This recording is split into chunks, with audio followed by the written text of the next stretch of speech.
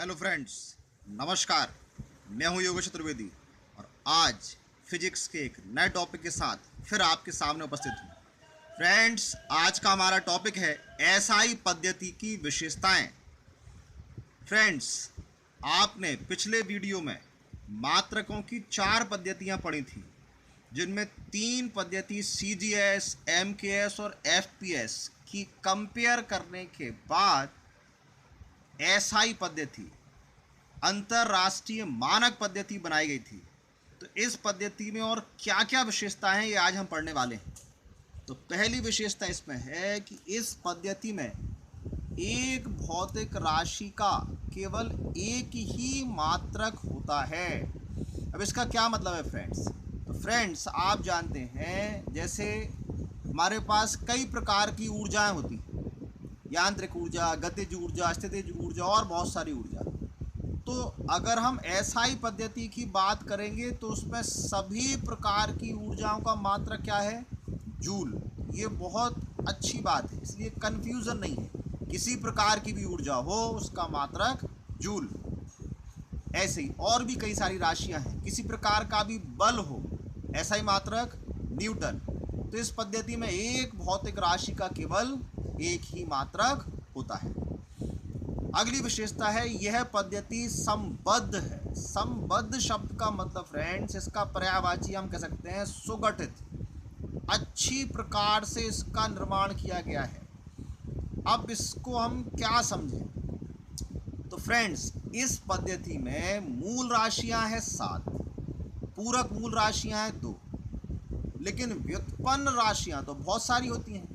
और व्युत्पन्न राशियों के जो मात्रक हैं वो मूल राशियों के मात्रकों के पदों में व्यक्त किए जाते हैं, मतलब मूल मात्रकों की सहायता से व्यक्त करते हैं। तो अब इसमें अच्छी बात यह है कि किसी भी प्रकार की व्युत्पन्न राशि हो, हम सबके मात्रक केवल इन्हीं 7 मूल मात्रकों और 2 पूरक मूल मात्रकों की सहायता से बना सकते हैं, बिना किसी अलग से संख्या के गुणा किए।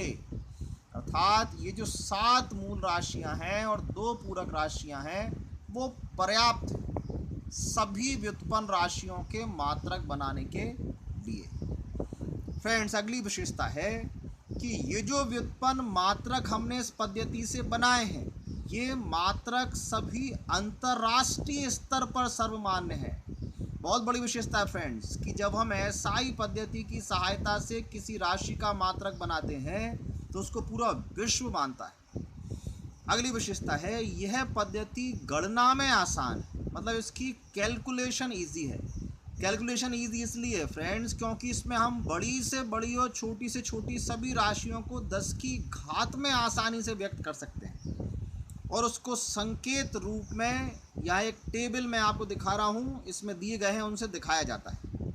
जैसे यदि कहीं लिखा हुआ है 10 की घात -9 मीटर, तो अब आप 10 की घात -9 को लिख सकते हैं नैनो, तो इसको 1 नैनोमीटर भी कह सकते हैं। कहीं लिखा हुआ है 10 की घात -6 सेकंड, 10 की घात -6 को हम माइक्रो संकेत दिखाते हैं। कुछ बड़ी घातें 10 की घात 3 लिखी है, 1000 मीटर है, 10 की घात 3 को हम किलो बोलते हैं, इसको लिखते हैं 1 किलोमीटर। तो इस प्रकार लिखना आसान और इनकी गणना आसान। ऐसे और भी 10 की घातें हैं जिनको कई सारे संकेतों से दिखाते हैं। यहाँ मैंने एक टेबल में आपको लगभग उन सबको दिखाने का प्रयास किया है। यहाँ पहले बड़ी घातें दिखा रहे हैं, फिर यहाँ दिखाएंगे छोटी घातें। तो 10 की घात 1, इसको डेका पढ़ा जाता है, संकेत है डीए। इसी प्रकार 10 की घात अगर -1 है तो उसको डेसी पढ़ेंगे, संकेत होगा स्मॉल डी। 10 की घात 2 को हेक्टो बोलेंगे, संकेत होगा स्मॉल एच। और अगर 10 की घात -2 है तो उसको सेंटी पढ़ेंगे, संकेत होगा स्मॉल सी। 10 की घात 3 है तो किलो पढ़ेंगे, संकेत होगा स्मॉल के, जो कि यहाँ पर देखिए आया था 1 किलोमीटर 10 की घात 3। तो 10 की घात 3 को किलो बोलते हैं। ऐसी 10 की घात -3 है तो उसको मिली बोला जाएगा, संकेत होगा स्मॉल एम। अगर 10 की घात 6 है तो इसको मेगा या मिलियन बोलते हैं, संकेत होता है कैपिटल एम। और अगर 10 की घात -6 है तो इसको माइक्रो बोलते हैं, संकेत होता है म्यू, जो कि यहाँ ऊपर आया था। ये माइक्रो सेकंड 10 की घात -6 को हमने म्यू लिखा था। 10 की घात 9 होगा तो उसको गीगा पढ़ेंगे, संकेत होगा कैपिटल जी। ऐसे ही अगर 10 की घात -9 है तो इसको पढ़ेंगे नैनो, संकेत होगा स्मॉल एन। 10 की घात 12 है तो इसको पढ़ेंगे टेरा, संकेत होगा कैपिटल टी। ऐसी 10 की घात -12 है तो पढ़ेंगे इसको पिको, स्मॉल पी इसका संकेत होगा। 10 की घात 15 है तो इसको पेटा पढ़ा जाएगा, संकेत होगा कैपिटल पी। और अगर 10 की घात -15 है तो इसको फेमटो पढ़ेंगे, संकेत होगा स्मॉल एफ। 10 की घात 18 है तो इसको एक्सा पढ़ेंगे, संकेत होगा कैपिटल ई। और अगर 10 की घात -18 है तो इसको एटो पढ़ेंगे, संकेत होगा स्मॉल ए। यदि 10 की घात 21 है तो इसको पढ़ेंगे जेटा, संकेत होगा कैपिटल जेड। और अगर 10 की घात -21 है तो इसको पढ़ेंगे जेप्टो, संकेत होगा स्मॉल जेड।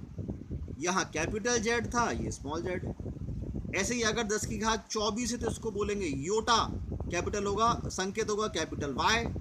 और अगर 10 की घात -24 होगी तो इसको यू एटो पढ़ा जाएगा, संकेत होगा स्मॉल वाई। तो इस प्रकार फ्रेंड्स इस टेबल में जो सामान्यतः प्रचलित होते हैं वो सारे पूर्व लग्न दिए हैं। पूर्व लग्न का मतलब इन मात्रकों के आगे जो हम लिख रहे हैं, पूर्व में जो लिख रहे हैं वो पूर्व लग्न है। तो फ्रेंड्स इतनी सारी विशेषताएं थी एसआई पद्धति की। मुझे उम्मीद है आप सभी विशेषताओं को समझ गए होंगे। फिर मिलेंगे अगले टॉपिक में, अगले वीडियो में किसी नए टॉपिक के साथ। तब तक के लिए नमस्कार।